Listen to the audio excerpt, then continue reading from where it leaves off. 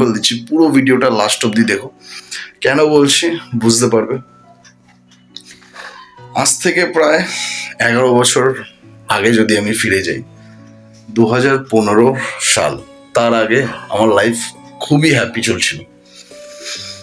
অনেকেই আছো যারা ভাই এখন খুব ডিপ্রেশনে থাকো, চিন্তা ভাবনা এটা করছো যে লাইফে আর কিচ্ছু হতে পারে না, লাইফের পুরো কোনো চান্সই নেই, নেক্সট চান্স বলে কিছু হয় না, সবকিছু শেষ, পিঠ ঠেকে গেছে, প্রেমে আমি ছ্যাঁকা খেয়েছি, বা কাজের দিক থেকে অনেক প্রবলেম হচ্ছে, বা ধরো অনেক দিক থেকে ফেসে গেছো, টাকা পয়সা ধার নিয়েছো অনেক, এবারে ভাই আর কিছু করার নেই, লাইফটাকে একটাই উপায়, শেষ করে দিতে হবে। কিন্তু আমি একটা কথা বলি ভাই, তুমি যেটা ভাবছো তার থেকে অনেক বেশি কিছু কিন্তু উপরওয়ালা ভেবে রেখেছে।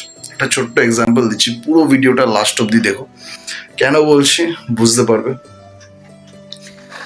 আজ থেকে প্রায় 11 বছর আগে যদি আমি ফিরে যাই, 2015 সাল, তার আগে আমার লাইফ খুবই হ্যাপি চলছিল।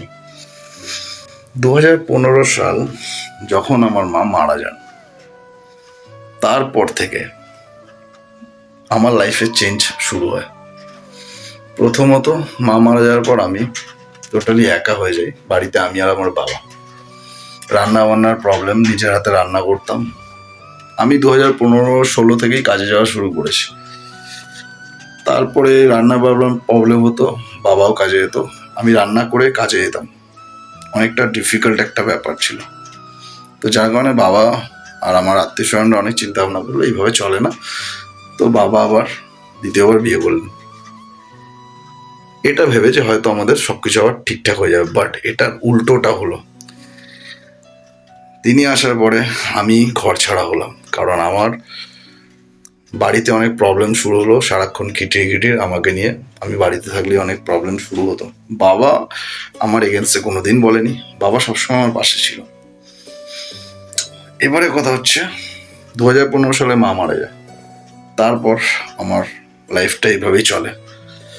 দিনের পর দিন আমি যখন বাড়ি আসা বন্ধ করি, কাজে যেটা কামাতাম, তখন মেন্টালি এমনই সিচুয়েশন যে ভাই লাইফে সব কিছুই শেষ। ঠিক অনেকটা তোমাদের মতোই, যারা এখন এই পরিস্থিতি ফেস করছো, অনেক প্রবলেমের মধ্যে আছো, তাদের কথা বলছি, যে সব কিছু প্রায় শেষ।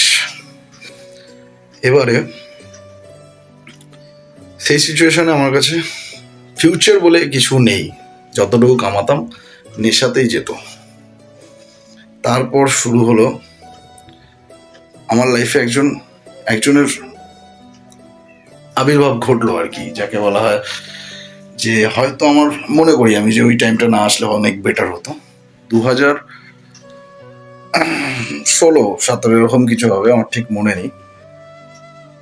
ও প্রেমে পড়লাম হঠাৎ করে, তারপর থেকে অনেকটা চেঞ্জ হলাম, নেশা কমিয়ে দিলাম, নেশা অনেকটাই বন্ধ, কাজের প্রতি ফোকাস করতাম যতটুকু পারতাম। কিন্তু যেহেতু আমার অবস্থাটা ঠিক এরকম ছিল যে আমার বাড়ি তখন টালির ওপরে, টালির চাল, বৃষ্টি পড়লে জল পড়তো।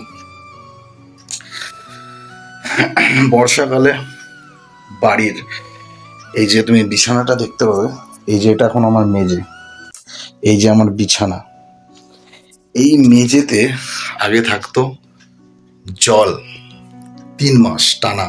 বর্ষাকালে 3টে মাস আমি জলে থাকতাম, পুরোটা আমার ঘরের ভেতরে, আমার বারান্দায়, আমার উঠানে 1 হাঁটুর কাছাকাছি জল। মানে আমি বিছানা থেকে নামবো, সিধা পা পড়বে জলে। 3টে মাস পায়ের অবস্থা খুব খারাপ হয়ে যেত, ইনফেকশন হয়ে গেছে অনেকবার, এরকম পরিস্থিতি তৈরি হয়ে যায়। দেন তারপরে 5 বছর রিলেশন থাকার পরে সে মেয়েটা আমার সাথে চিট করে।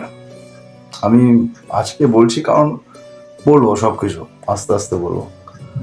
চিট করে, আর তখন আমি রিয়েলাইজ করি যে ভাই পিঠ ঠেকে গেছে, আর কিচ্ছু করার নেই, কারণ আমি সব কিছু হারিয়ে এখন পুরোপুরি একা। আমার কাছে তখন মেন্টালি আমার এরকম অবস্থা, আমি তখন কাজ করার অবস্থায় নেই, আমার ফিউচার আমি কিছু দেখতে পাচ্ছি না। আমার সব থেকে কাছের মানুষ আমার মা, তাকে আমি হারিয়ে ফেলেছি।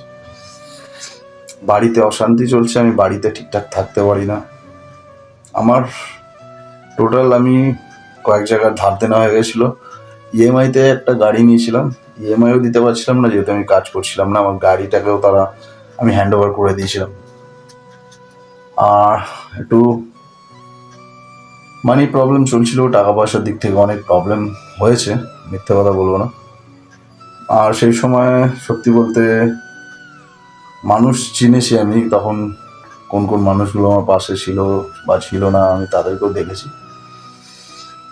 এবার দেখো, যখন এমন একটা পরিস্থিতি আমার লাইফে তৈরি হয় না, তখন আমি অনেকবার ভেবেছি সব কিছু শেষ করব, বাট উপরওয়ালা ওনার হাতে কিন্তু আলাদাই কিছু একটা চিন্তা ভাবনা ছিল। ওনার মাথায় অনেক আমরা যেটা ভাবি না তার থেকে অনেক আপডেট উনি ভাবেন যে লাইফে তোমায় যেটা দেওয়া আমি সময় মতো দেবো। এখন আমি 2026 কয়েক বছর আগে, বা বলতে পারো 1-1.5 বছর আগের কথা বলছি, 1-2 বছর আগের কথা, একজন আমার লাইফে আবার আসে।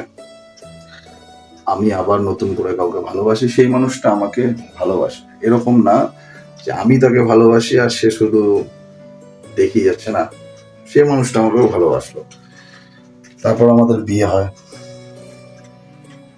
এখন আমাদের একটা ফুটফুটে বাচ্চা আছে। আমার ঘরে এখন আর জল ঢুকে না। আমার জেঠু উনি আমাকে অনেক হেল্প করেছেন, যে হেল্প করেছে আমি তার কথা বলবো। উনি আমায় অনেক হেল্প করেছেন, আমি অনেক পরিশ্রম করেছি, করে এখন এই জায়গাতে আমার ঘর পৌঁছেছে। এখন আমার ঘর ডেকোরেশন করা থাকে, সুন্দরভাবে গোছানো, সবকিছু একদম পরিপাটি ভাবে থাকে। আমার ঘরে এখন আর জল ঢোকে না। এখন আমার ঘর অনেকটাই উঁচু, এখন আর ভয় লাগে না যে বৃষ্টি পড়লে আমার ঘরে জল ঢুকে যাবে। রাত 12টা-1টার সময় উঠে আমাকে ঘুম ভেঙিয়ে দেখতে হয় না যে বাইরে বৃষ্টি হচ্ছে, দেখি জল জমেছে কিনা পায়ের তলায়, মানে বিছানার তলায়। সত্যি বলতে ভাই, আমরা অনেক সময় এরকম জিনিস ফেস করি যখন আমাদের মনে হয় যে এর থেকে খারাপ কিছু হতে পারে না। কিন্তু সত্যি বলছি, নিজের কাজটা করে যাও, ফোকাস করো নিজের কাজের উপরে, যখন যেটা পাওয়ার তুমি পাবে। আর একটা কথা বলি, দেখো, অনেক ছোট একটা চ্যানেল আছে আমার, তোমরা যদি একটু সাপোর্ট করো, পরবর্তীকালে চ্যানেলটা অনেক বড় একটা জায়গায় যেতে পারে। তোমাদের সাপোর্টে আমি আরো উপরে যেতে পারি। অনেক কষ্ট করে লাইফে স্ট্রাগল করে এই জায়গায় পৌঁছেছি, ইচ্ছা আছে ভাই এর থেকে বেটার জায়গায় যাওয়ার। কাইন্ডলি তোমরা একটু আমায় সাপোর্ট করো। যারা ভিডিও ওয়াচ করছো, একটু শেয়ার করো ভিডিওগুলো, লাইক করো, 2-4টে কমেন্ট করো, এটুকু তোমাদের কাছে রিকোয়েস্ট। আশা করছি তোমার সাথে দেখা হবে আবার নেক্সট ব্লগে।